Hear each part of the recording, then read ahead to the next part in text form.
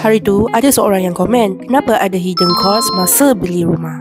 Yang dimasukkan dia ialah hidden cost yuran guaman masa buat loan rumah. Kata dia lagi, patutnya bank kenalah bayar yuran guaman tersebut.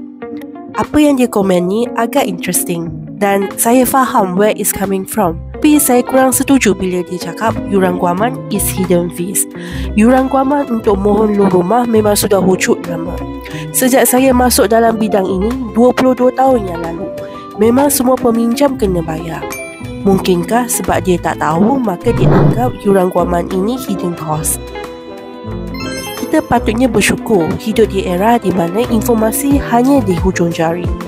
Kesimpulannya, sebelum beli rumah, baik kita cari ilmu dulu supaya kita tak rasa tertipu atau ketinggalan dengan informasi terbaru. Jika anda nak dapat informasi tentang loan rumah, boleh follow kami. Dan jika anda nak semak kelayakan loan rumah pun boleh message kami. I see you in my next video. Bye!